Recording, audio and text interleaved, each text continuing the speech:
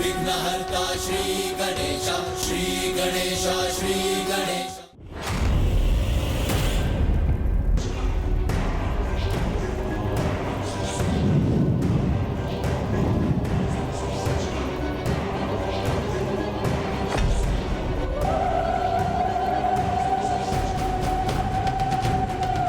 अग्निदेव हूं मैं, अग्नि का स्रोत।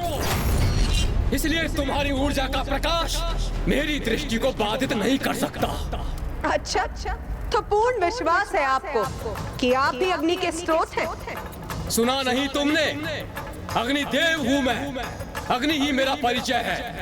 क्या चुनौती दी थी तुमने हम देवताओं को कि इस तुच्छ तिनके को उड़ाकर दिखाएं हम देवता? देखो इस तुच्छ तिनके को कैसे भस्म करूंगा मैं। तो ये तो आपके लिए अत्यंत सरल होना चाहिए ना, क्योंकि अभी तो आपने कहा कि आप ही अग्नि के स्रोत।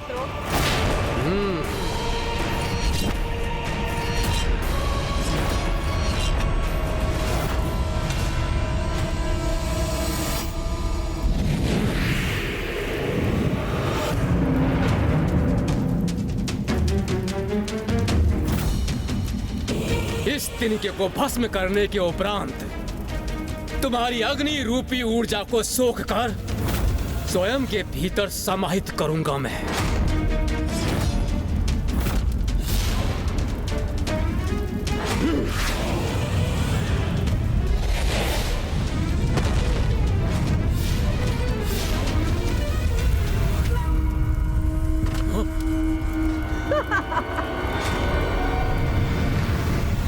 क्या हुआ अग्निदेव? वो तिनका भस्म हो गया?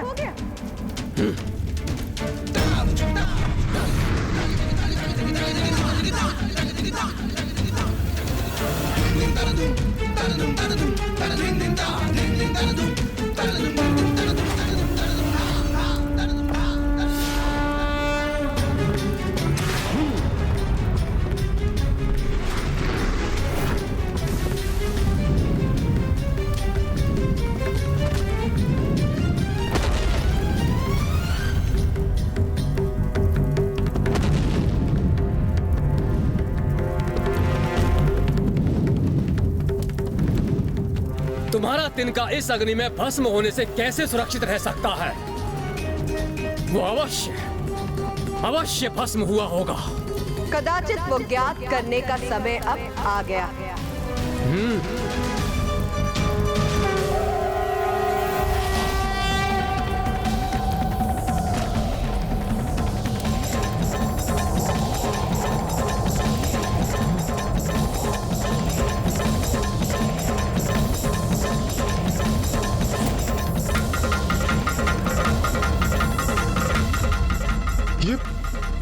ये शक्ति तो स्वयं अग्निदेव को अपने भीतर समाहित कर रही है, किंतु ये कैसे संभव है? ये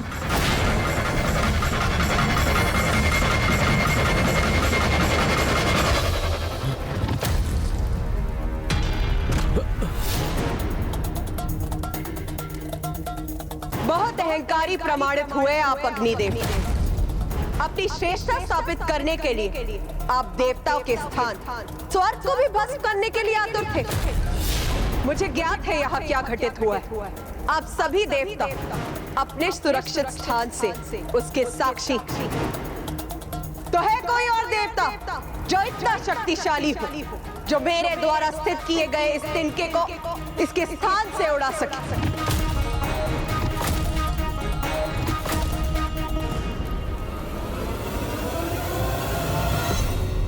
इसका इतना दुस्साहस इस मायावी स्त्री का जो ये हम देवताओं को चुनौती दे रही है, इसका अभी इसी क्षण प्रत्युत्तर देना होगा। देवराज इंद्र माता की दिव्यता स्वीकार करने के स्थान पर उन्हें एक आसुरी शक्ति ही मानते रहे।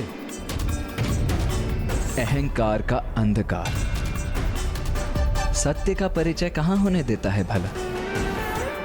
देवताओं के अहंकार ने उनकी दृष्टि और बुद्धि दोनों को ही भ्रमित कर दिया था महाराज। वो ये देखने और समझने में असमर्थ थे कि उनके समक्ष कोई मायावी शक्ति नहीं अपितु स्वयं माता महागौरी अपने तेजोमय रूप में थी। फिर क्या हुआ ब्राह्मण देवता? फिर अपने दंभ और क्रोध का प्रदर्शन करते हुए इंद्रदेव के साथ समस्त देवता माता से संघर्ष करने के लिए तत्पर हो गए।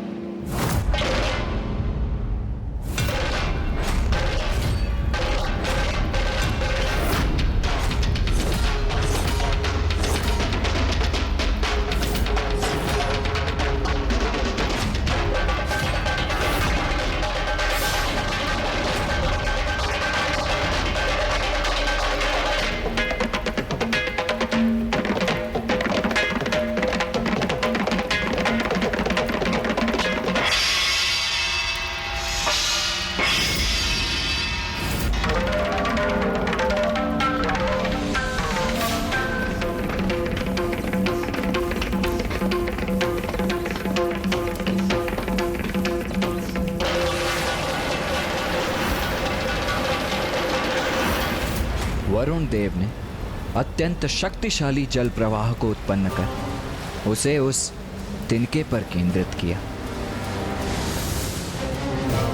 मेरे जल का शक्तिशाली प्रवाह शांत कर देगा इस तेज पुंज के तेज और इस तिनके को भी बहा कर ले जाएगा।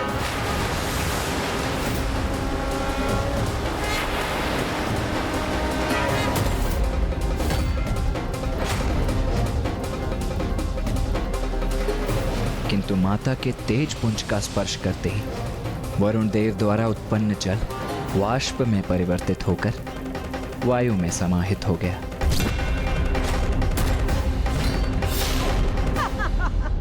फिर सूर्य देव ने अपनी सूर्य की किरणों की शक्ति से उस तिनके को हटाने का प्रयास किया, किंतु वे विफल हुए।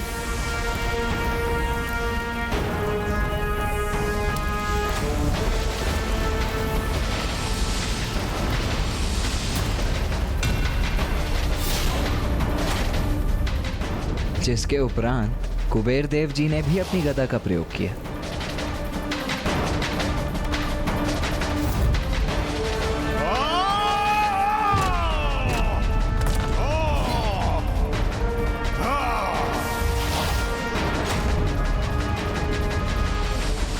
लो, उड़ा दिया तुम्हारा तिनका मैंने अपनी गदा के प्रहार से।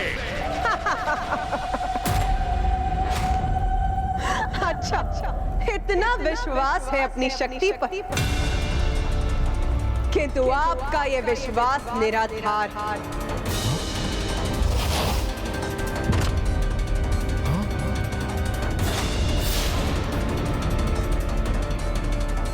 कोई आसुरी शक्ति नहीं, यह अवश्य कोई दिव्य शक्ति है।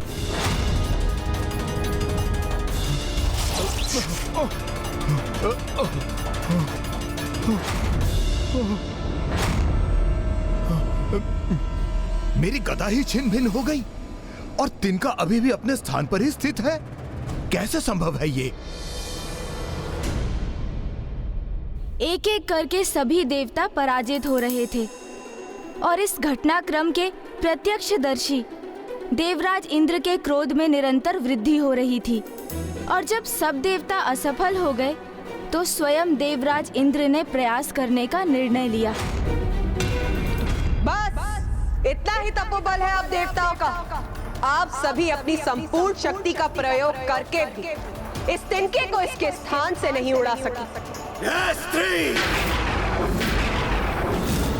मायाविनी, मेरी शक्ति के समक्ष तुम्हारा तिनका तो क्या, स्वयं तुम भी नहीं टिक पाओगी।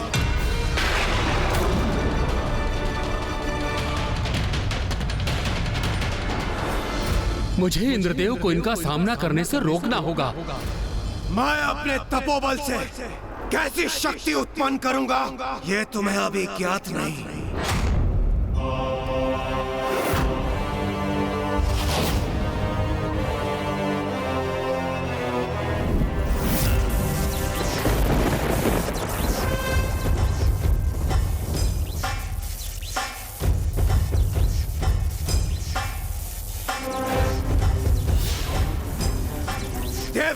इंद्र हूँ मैं, और मैं अपनी वज्र शक्ति से तुम्हारे इस तिनके को भस्म कर दूंगा।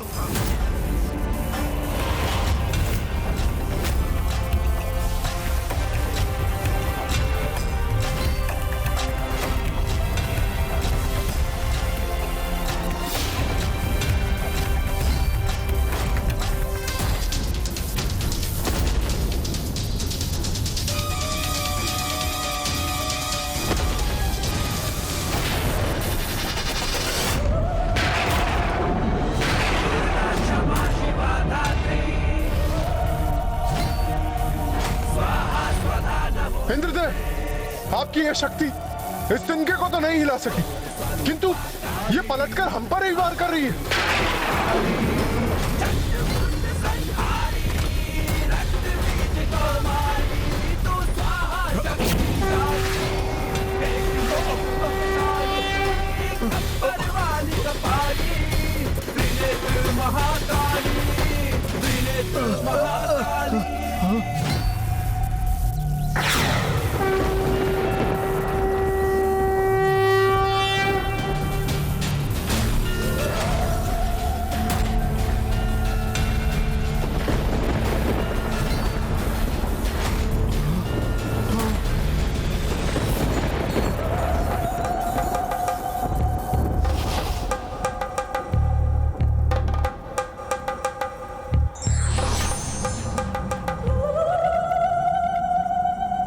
आपने मेरी वज्र की शक्ति को बांध लिया, उसकी दिशा को परिवर्तित कर उसे मेघों में समाहित कर हमारी रक्षा की है आपने।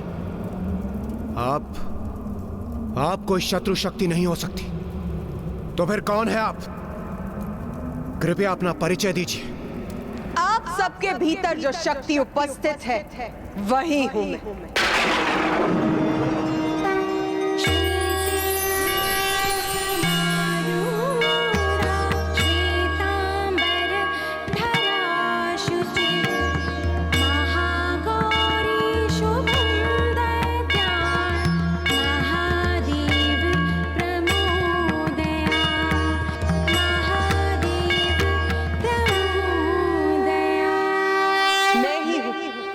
जिसने आपको असुरों पर विजय प्राप्त करने का सामर्थ्य प्रदान किया। आप सभी अपनी शक्ति के अहंकार में डूब चुके थे, इसीलिए आपको यह स्मरण कराने हेतु कि अहंकार सदा विनाश का कारण बनता है।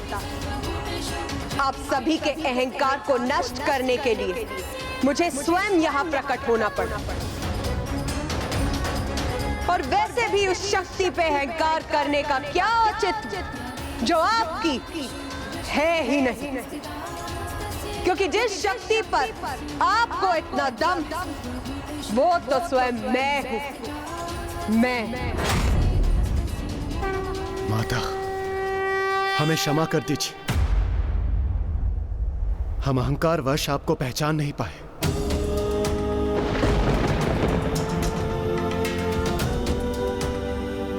माता, हमसे बहुत बड़ी भूल हो गई, हमें क्षमा कर दीजिए माता।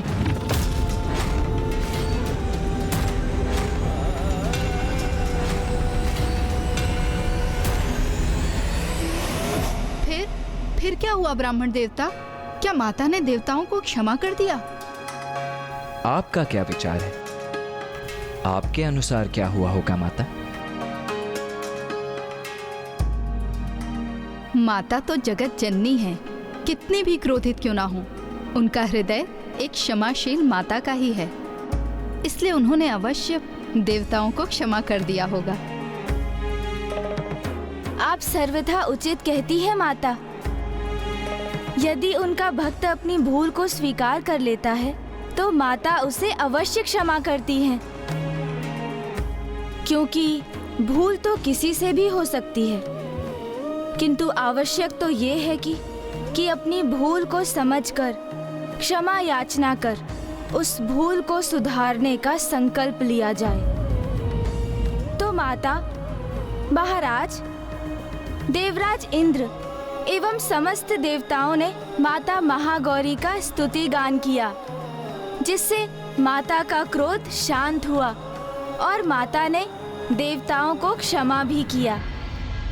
आप सभी निष्कपट और निष्ठा भाव से अपनी भूल का प्रायश्चित कर रहे हैं, इसीलिए मैं आप सभी को क्षमा करती। किंतु स्मरण रखिए, देवता हैं आप, जगत कल्याण कर्तव्य है आपका, इसीलिए सदा अपने कर्तव्य के लिए सजग रहिए और दोषपूर्ण आचरण से सदा स्वयं को दूर रखिए।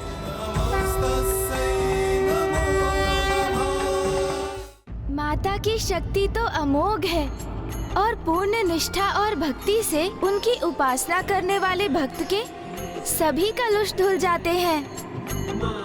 पूर्व काल में किए गए पाप मिट जाते हैं और भविष्य में दुख, संताप, पाप, रोग ऐसे भक्त के निकट भी नहीं आते हैं और माता के ऐसे निष्ठावान भक्तों को सकारात्मक शक्तियां भी प्राप्त होती हैं। अब हम माता महागौरी की आरती करेंगे।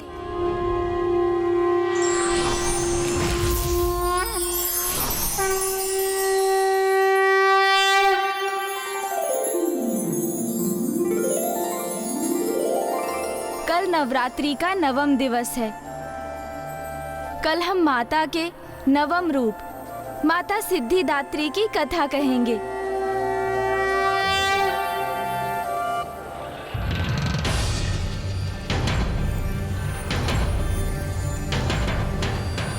आज नवरात्रि का 9वां दिवस है।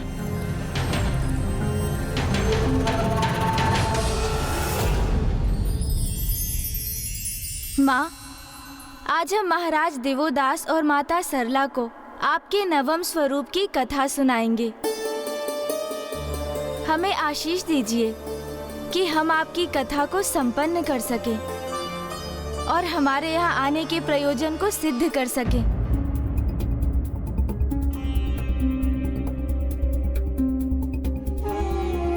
भैया, क्या हुआ?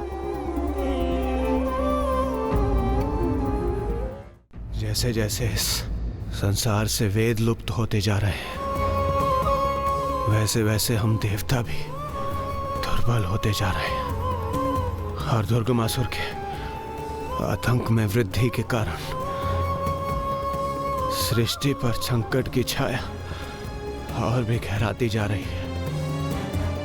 इस समस्या का समाधान तभी संभव है जब महाराज दिवोदास अपनी भूल को समझ लें। और यदि ऐसा नहीं हुआ तो? यदि हमारे समस्त प्रयासों के पश्चात भी महाराज दिवोदास अपनी भूल समझने में असमर्थ रहे तो? यदि हम अपने उद्देश्य को पाने में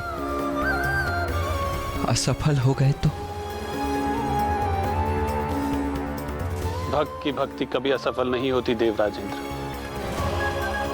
चिंता करने के स्थान पर हमारा कर्तव्य है उचित विधि विधान और पूर्ण निष्ठा के साथ नवरात्रि पूजन को संपन्न करना। भैया, जिस प्रकार हम पूर्ण समर्पण और भक्ति भाव से माँ की पूजा करते आ रहे हैं, उसी प्रकार हमें फल की चिंता त्याग कर संशय के चक्रव्यूह में ना उलझकर कर्म पथ पर स्थित रहना चाहिए, क्योंकि नियति पर तो हमारा कोई नियंत्रण नहीं है भैया। जो होना है वो तो होकर ही रहेगा। इसलिए यदि हम अपने संशय और चिंता पर नियंत्रण रख भक्ति भाव धारण कर, तो माँ अवश्य हमारा पथ प्रदर्शन करेंगी और हमें सफलता प्रदान करेंगी भैया।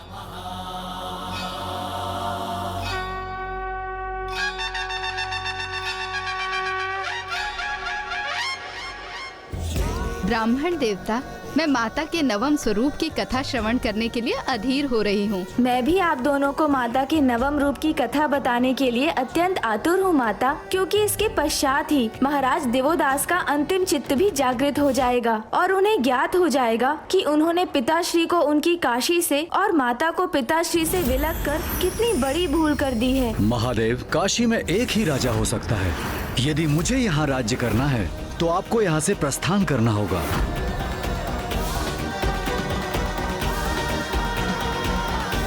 गणेश, माता का नवम स्वरूप अर्थात माता सिद्धिदात्री।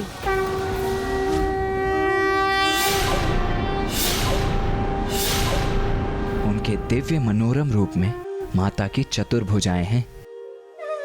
उनके दाहिने ओर के निचले हाथ में चक्र और ऊपर के हाथ में गदा धारण करती हैं माता, और उनकी बाईं ओर के निचले हाथ में शंख और ऊपर के हाथ में कमल पुष्प स्थित है।